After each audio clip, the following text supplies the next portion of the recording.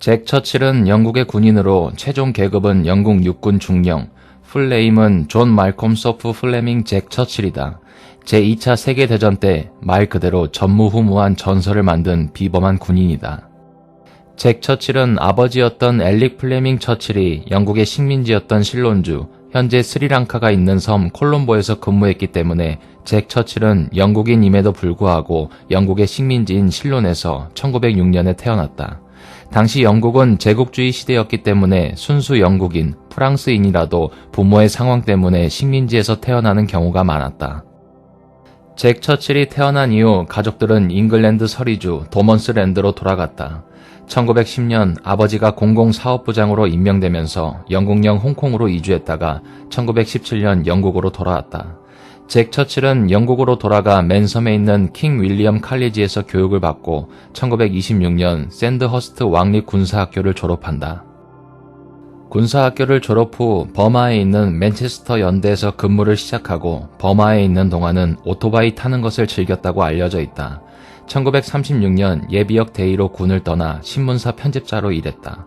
활과 백파이프를 다룰 줄 알아 1924년 영화 바그다드의 도둑에 출연하기도 했지만 이 재능은 좀 더 넓은 무대를 통해 사람들에게 알려지게 된다.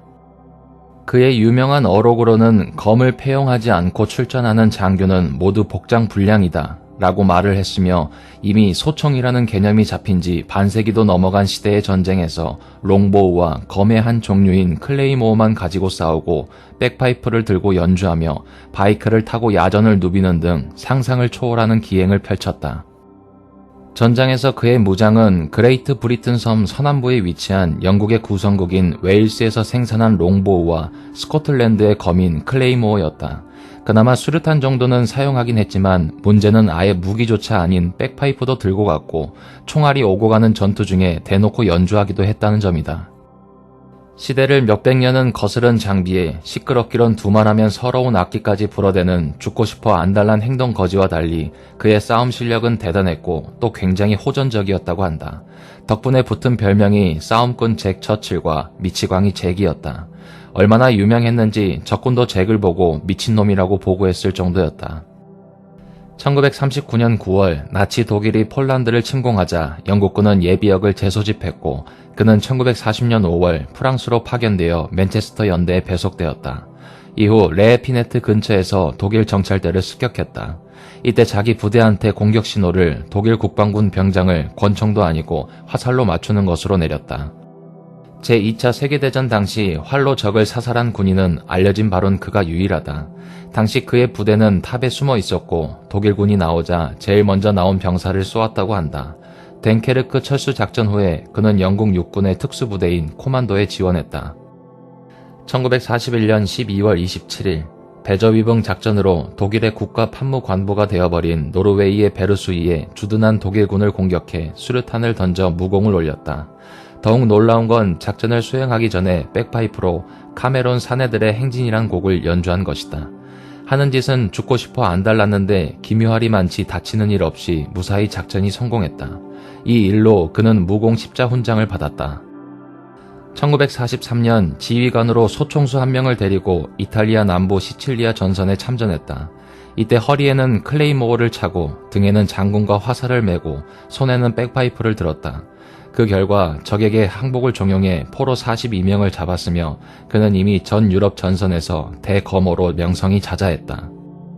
1944년 유고슬라비아 전선으로 이동 비스 지역의 아드리아 섬에서 주둔 중인 요시프 브로즈 티토가 이끄는 유고슬라비아 파르티잔 당원의 부대와 협조했다.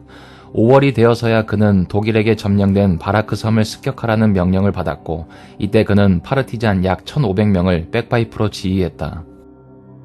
슈퍼마린 스피파이어의 공중 지원을 받으며 전투 중 밤을 기해 철수하고 전투 첫날이 아무 성과 없이 돌아간 다음날 파르티잔은 빼고 자기 휘하의 영국군 40명만 끌고 갔고 박격포 공격을 받으면서 열세에 몰리자 백파이프로 다신 안 돌아올 거야 라는 곡을 연주하던 중 수류탄에 맞아 정신을 잃은 뒤 포로가 되어 베를린에 끌려갔다. 포로 수용소에서 탈출을 2번 시도하며 2번째엔 성공해서 영국군에 합류하고 버마 전선으로 배속되었다. 그는 일본군과 몹시 싸우고 싶어 했다. 이유는 일본군이 쏘라는 총은 안 쏘고 칼을 들고 우르르 몰려온다는 이야기를 듣고 이제야 전사답게 제대로 진검승부를 할 수 있겠다며 매우 기뻐했다고 한다. 그러나 그는 인도에 도착할 무렵 히로시마와 나가사키에 원자탄이 떨어지는 바람에 일본이 무조건 항복을 선언하며 전쟁이 끝나버렸다. 그는 양키놈들이 전쟁을 끝내버렸고 아직 10년은 더 싸울 수 있었다며 몹시 아쉬워했다. 잭 처칠은 2차 세계대전이 끝난 이후 공수부대 자격을 취득한 후 1대대인 하이랜더 경보병의 집행관으로 팔레스타인에 배치되었다. 원래 이 지역은 1948년 봄 영국의 위임 통치가 끝나는 시기였지만 그 직전에 잭 처칠을 포함한 영국군은 다른 분쟁에 휘말리게 된다. 그는 12명의 병사들과 함께 아랍군의 공격을 받고 있는 이스라엘의 하다사 의료 호송대를 지원하려 출동한다. 잭 처칠은 현장에 처음 출동했던 사람 중 한 명으로 APC를 타고 호송차 대원들을 대피시키겠다 제안한다. 하지만 이 제안은 유대인 조직 하가나가 구조 활동을 통해 자신들을 도울 것이라는 믿음을 가진 호송대에 의해 거절된다. 하지만 구조대가 도착하지 않고 잭 처칠과 그의 12명의 병사들은 아랍군의 엄호 사격을 가한다. 그 결과 호송차 2대에 불이 났고 그 안에 있던 79명 중 77명이 사망한다. 이 사건은 하다사 의료 호송대 대학살로 알려져 있다. 대학살 사건 이후 잭 처칠은 예루살렘 스코프스산 히브리 대학 캠퍼스에 있는 하다사 병원의 유대인 의사, 학생, 환자 700명의 대피를 도왔다고 한다. 1952년 20세기 폭스의 영화 아이반호에 활쓰는 인물로 나왔다. 팔레스타인에 가서 근무하기도 했고 호주의 공지전투학교에서 교관으로 근무했다. 그리고 1959년 전역하고 전역 후에는 소소하게 취미생활도 하고 자신의 무용담도 들려주다가 1996년 런던 남서부 근교지역 사우스 이스트 잉글랜드에 소속된 서리주에서 노안으로 세상을 떠난다. 그가 제2차 세계대전 당시 활잡이로 유명했기 때문에 시중에 관련 피규어도 있다. 그가 전쟁 당시 보여준 여러 기행에 대한 언급이나 목격담은 아군은 물론이고 주 적인 독일군에서도 백파이프를 연주하는 그를 목격한 것을 증언한 바 있어 교차 검증이 되어 있다. 이때 당시 독일군이 잭을 쏘지 않은 이유는 아무리 봐도 미친놈 같아서였다고 한다. 이 부분은 단순히 웃어넘길 이유는 아니다. 당연하지만 모든 전투에서 우선 제거 순위는 자신에게 위협이 될 화력이 있는 무장한 전투 요원이다. 공격해오지 않는, 그것도 비무장 요원들을 굳이 먼저 공격하는 건 전투원을 제거할 수 있는 기회비용을 낭비하는 것이다. 간단히 생각해보면 당신을 총으로 겨누면서 달려오는 적이랑 칼 들고 달려오는 적 중 누굴 먼저 쏴야 하는가로 생각해보면 된다. 당시 전투가 너무 참혹해 정신줄을 놓거나 미쳐서 기행을 벌이거나 총기도 버려놓고 아예 죽여달라고 엄폐물도 없는 전장을 터벅터벅 걸어다니는 경우가 종종 있었다. 당시 독일군들은 잭 처칠을 대충 그런 부류로 생각한 듯하다.